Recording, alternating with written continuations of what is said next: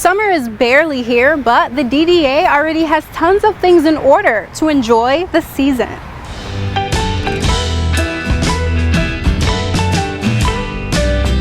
Ladies Weekend Out was great. It was kind of our kickoff to summer, reopening the town. And it was a wonderful event put on by Ann at Funky Monkey and then Nicolette at Caveman and Pip. And they brought the DDA in as that support system and that support group to kind of make everything run. And they both did a wonderful job promoting it and getting women out here. We were able to launch Social District with the tap and with Victoria's that night. So people were carrying their drinks up and down the street and they were really shopping. I talked to many of the business owners that night and they got a ton of foot traffic. It boosted their sales. So overall, it was a great event. Ladies' Night was a prelude into what the social districting zones would look like. So it was kind of nice to have a trial run in that soft launch before we launched all of it. And it was great. The people that I talked with on the streets who were coming out and grabbed their drinks, they knew where to stay, what lines they couldn't cross. They understood that they couldn't come across M24, but they could utilize the front and back sidewalks on both sides. So they really enjoyed it, and it was really nice to see people walking the town. At the time of Women's Night Out, only 2 bars were running for the districts, but Westbrook was able to add 3 more to that list. So I was able to give the good news to 3 other restaurants today.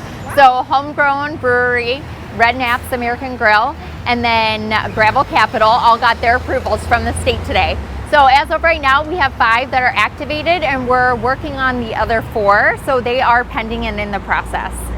24th Street and Sullivan's are the next to likely be approved first. Both sides of the street are open. The only rule is you can't cross over M24 because it is a state highway. So everybody can carry their drinks on the front sidewalks and around the buildings on the back sidewalks. They just can't go into the parking lot, but they can cross over Burdick here with their cups in hand.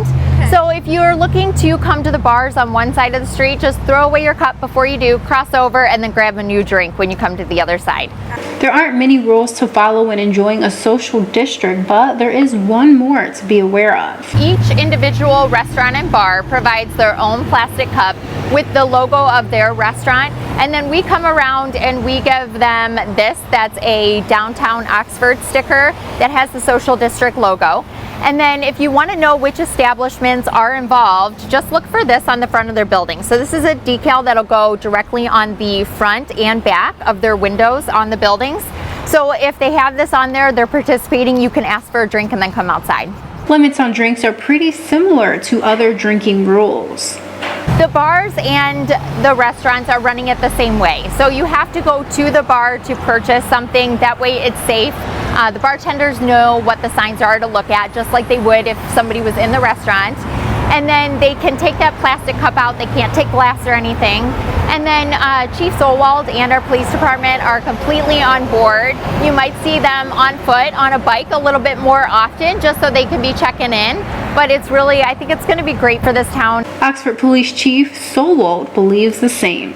From what I've seen in the years that I've worked here, we've got a lot of responsible folks that live in town here and commute to downtown businesses. Yes, you're going to get a few that are going to test the waters per se, but that's what we're here for.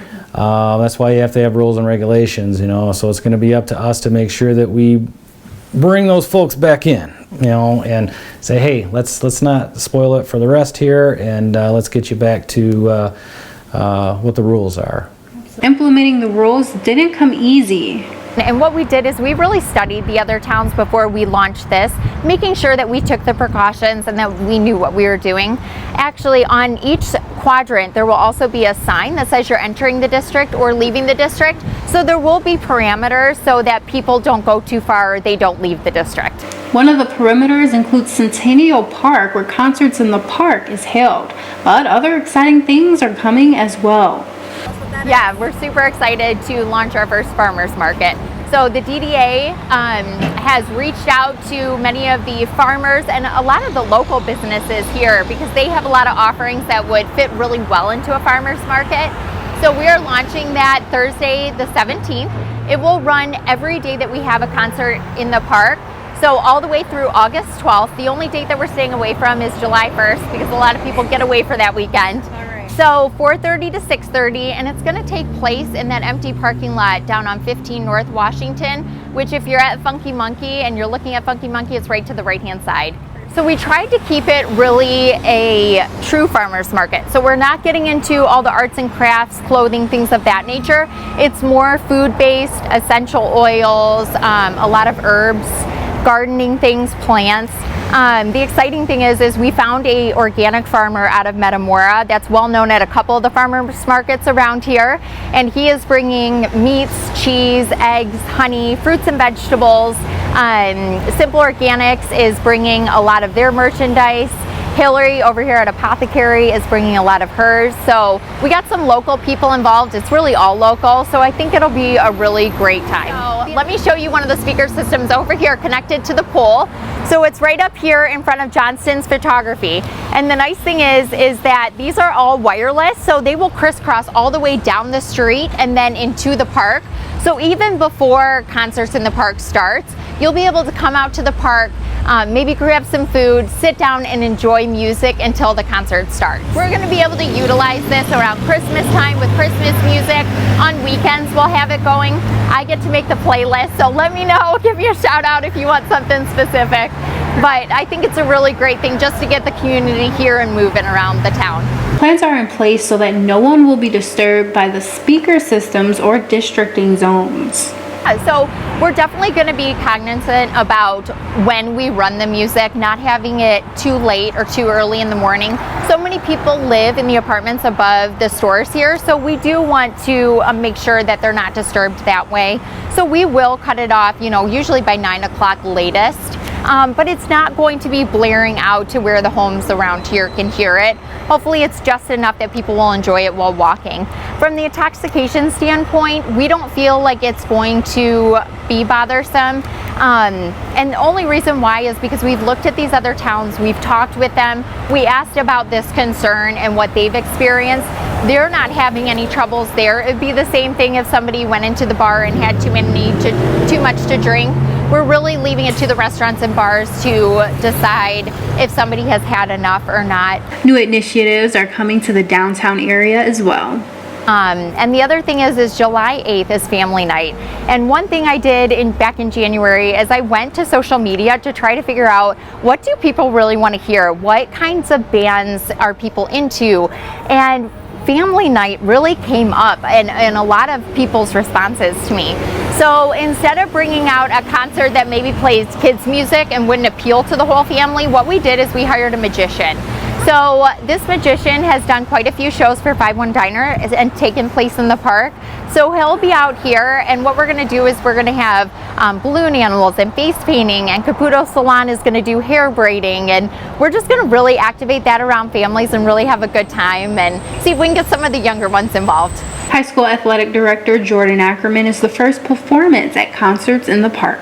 So if you looked at some of the other towns that activated, they did some really cool things during the fall and winter months, putting out their heaters that we got from the restaurant grant relief program, or putting up bonfires and having them utilize them outside. So I see this as all seasons. We are going to run it from 12 in the afternoon all the way to 10 p.m. at night, and it's going to be activated every night of the week. In addition to the social districting zones, this area is also going to be in good use. This is the new farmers market. Reporting in Oxford, Alexis Ware, Oxford Community Television.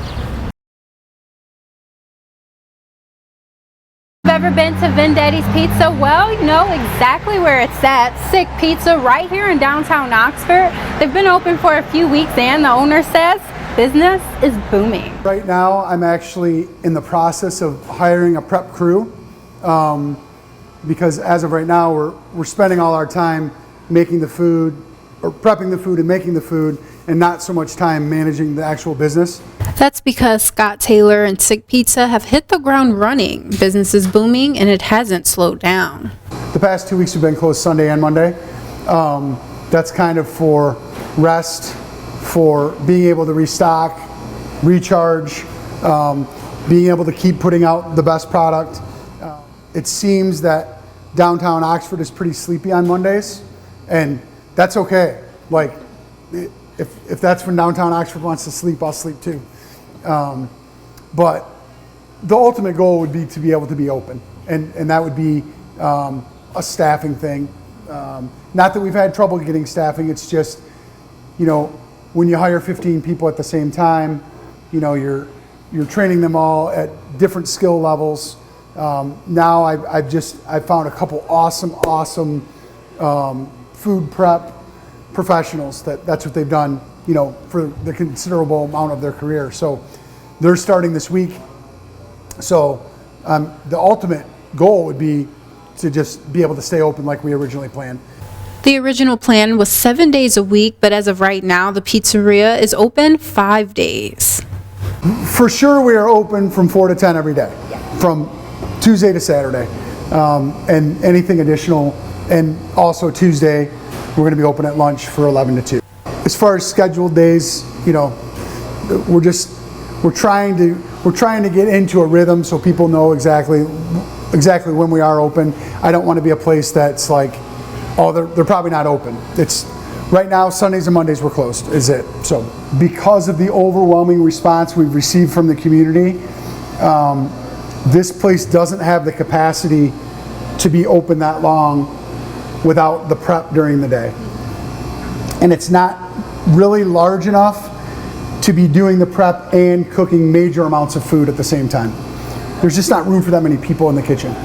So we had to decide, starting out, what we're going to do is we're going to be open for dinner.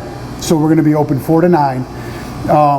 The first couple days we went with phones and online ordering and everything, and it was too much. We didn't have the capacity to service people. So the POS system that we do have, the point of sale system, allows us to control how many orders come in every 15 minutes. So we have bumped that up gradually, so we're doing considerably more, but so right now we're doing online ordering only. The only way that we could truly service people and service, you know, 120 orders a day was using this system. People can walk in and order pizza. That, you know, it might be a 40-minute wait. It just depends on where that falls on how the tickets fall. It's allowed us to make a consistent, great product throughout and stay busy. So bear with us on the challenges, because what we didn't want to do is just start slapping pies out, because what we're going to be known for is the best pizza, and it's all fresh. The freshness includes their pizza, salads, breadsticks, and much more. You can see them all at sickpizza.com. Literally, when you go to the website, you click on it and it's actually the order page. So if you want to look at it, just hit order now. You can go around in there and see everything that we have to offer. We did start out with a whole submarines, and we just had to kind of shelf those right now, just because of the prep time, the fact that we're not really open for lunch. But I am announcing that this Tuesday we are going to open for lunch on Tuesdays. So our goal is to make it's more for the downtown area and businesses that Tuesday's pizza day. So I'm going to staff like a nighttime staff, and we're going to see how that goes for a month.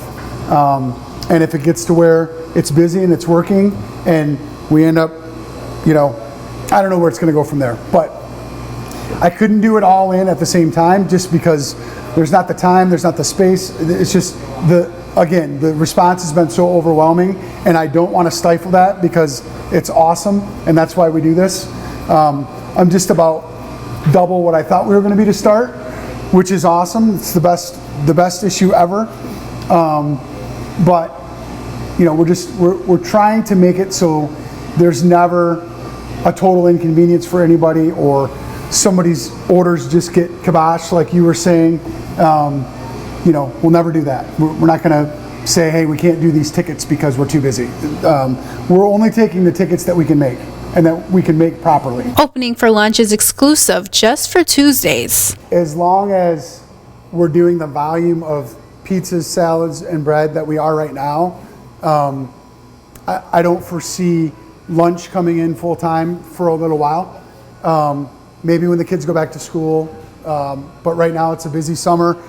Downtown is bustling every night, and there's constantly people walking, and it's great. People walking in, and we're playing music, and it's just great. I mean, it's the downtown experience that you never think you would find unless you're, like I said, in Royal Oak or up in Traverse City. But it's really hopping here with the breweries and Sullivan's and 24th Street and the Tap, and it's a great place. The downtown area and camaraderie was a major selling point for this Orion native.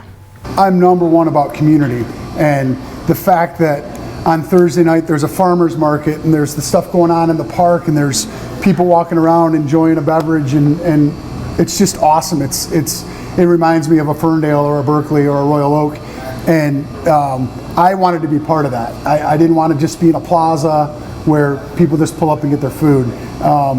We've got some pub tables in here where people can come in and sit down and eat with their family. We don't necessarily have tableside service or anything, but you're welcome to eat in here. We've got, we're trying to focus on all Michigan products, so we're selling Faygo and Town Club, and working on a couple other things that we've had some hurdles with our beverages, but I think we got them straight today. But with everything from COVID, we're dealing with trucking crises and different things like that. So there's been some hurdles that I didn't necessarily anticipate, but I think that pretty much we've gotten through all of them. Sick Pizza is always hiring new members. At the Facebook page, they can send me a private message that just says, hey, I'm interested in working, this is my experience, or a lot of people have inquired about as far as kids and ages. Our age is 15. Unless you're my kid, you can be 14. That's the rules. Always hiring. I've got 6 kids that are going to school, going to college. So I've been very fortunate to have a very great group of friends, and the majority of the kids that are here I've known since they were babies. So the other day I was standing making pizzas, and I was like, man, I was at his first birthday party, and there's my kid, I was at her birthday, So always open for applications. Experiences plus. When it comes down to it, Taylor really just thinks of one thing: gratitude. I'd like to thank everybody for supporting us so far. I know that it was a little rocky the first couple days. Hopefully, if you've come back and given us another chance, you'll see that all our reviews on Facebook and on Google are awesome. We got 2 bad ones. We try to make everything right. This is my career. This is what I want to do. This is what I love. I'm working with my family and my partner's family, and it's just it's a passion of ours, and hopefully you'll taste that in the food. Every picture I put up of the food has gotten hundreds of likes. So I put some pictures of the salads up yesterday for the first time, and people thought, where's that at? So just kind of giving little teasers. I'm not a big professional photo shoot person. Any photo you see is on my iPhone. So I think that good food speaks for itself. Fresh food, fresh vegetables. We cook all our meats. No pellets. That's kind of I wanted to put up on the wall, no pellet zone, but a lot of people don't get that. But there's no sausage pellets or beef topping or bacon topping. It's bacon, it's beef, seasoned beef that we make from scratch, and ground sausage. So I think that you will see the difference, and you will taste the difference, and just give us a shot. Well, that's it at Sick Pizza, but there's still tons more to come, including special giveaways when it comes to their logo stickers and merchandise that can be found at BaileyRacing.com. Reporting in downtown Oxford, Alexis Ware, Oxford Community Television.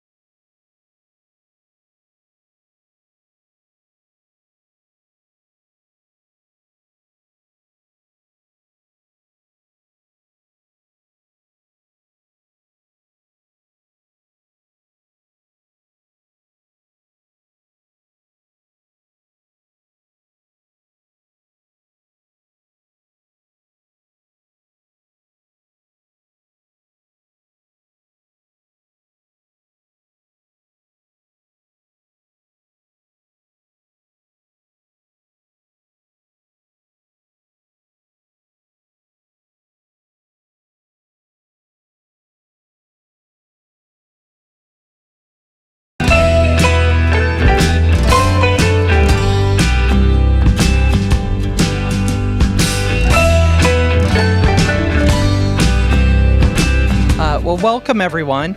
I am Amy Desautels, the Executive Director of the Oxford Chamber of Commerce, and I'm so glad everybody could join us today. Thank you everyone for coming out at the all-new Michigan United Credit Union, formerly Lakes Community Credit Union. Let's give them a warm welcome. Please take a moment and, if you would, let everyone know that you are here today by checking in on Facebook and even giving them a good review, if you would. The Oxford Chamber of Commerce appreciates the support of our local TV station being here, OCTV. Thank you so much.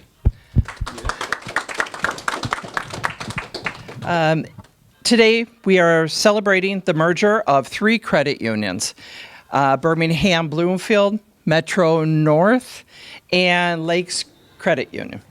They have a new name, but the same commitment to excellence. I would now like to introduce Jim Baylor to tell their story. Jim? Thank you, Amy. As Amy said, that this site was formerly Lakes Community Credit Union. Last year, we merged with Birmingham Bloomfield Credit Union, which was had previously merged with Metro North Credit Union. The 3 credit unions coming together had similar corporate cultures, similar philosophies on community involvement and member service, which over the last year, we developed a new brand, a new identity, which we have unveiled July 1st, which is Michigan United Credit Union. And we're really happy to celebrate that rebranding with the Oxford community and all our branch communities. We're also, right now, we're running a campaign with a 1% cash back rebate if you get an auto loan between now and September 30th, up to $500. So if you're in the market for an auto loan, come out and see us, and we'll get you set up and approved. Oh, that's awesome. Great. Awesome. All right. Well, thank you so much. And now we're going to go ahead and award you the certificate. Terry? Awesome. And now it's time to cut the...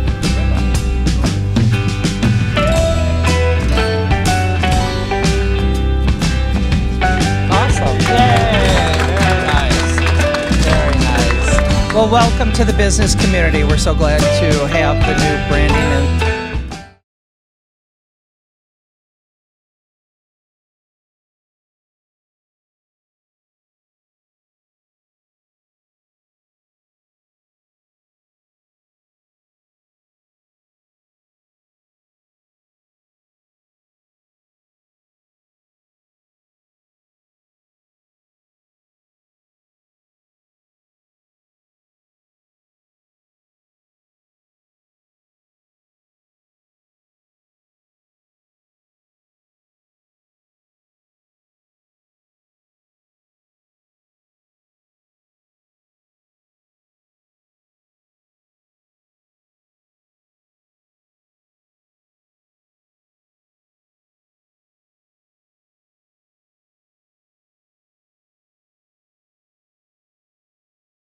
My name is Miles Lawrence. I'm the club president of Murder Mitten Disc Golf Club here. We've been doing this club since 2011, and this is the 2021 Hands to the Sun Disc Golf Tournament. It's been going really good. This is it was a sellout year. We opened registration for our female divisions back on April 1st, and we gave all the females a 4-day head start to register before everybody else. And then April 5th, when registration opened for all divisions, we had, I think it was 9 females registered, and then in the first just under 4 hours we filled the rest of the tournament, and we had 15, 17 people on the wait list, and it's been like that ever since. Yesterday we had a lot of people drop out last minute stuff with work, family stuff, but that's to happen. But even with that, we still had wait list people show up, and it's still a sellout event, and I couldn't be happier. I think this is our 3rd year selling out this tournament, and it just gets bigger and better every year, sells out faster every year. I'm just really stoked for the tournament this year. It's running a lot smoother for us as in years in the past, just because I feel like we've kind of better prepared ourselves a little bit. We were able to kind of get ahead of the ball as far as some things that we normally do in the past, as far as filling out different stuff, making cards, that normally happens day of. We really got to jump on it, and I just can't be happier with the disc golf community and the reception that we're getting for this tournament. I mean, to sell out in under 4 hours, that's unbelievable. I figured we were going to sell out in 3 days, 4 days, but that's just way above what I could have ever hoped to have happen. And yeah, we've got a lot of really solid players out here today. A lot of everybody's really happy. We kind of went above and beyond this year with things. We normally spray our 10-meter circle for our putting rule around every basket, but this year we did 10-meter circles and our 20-meter circles, and that's just a really nice thing to do for our players.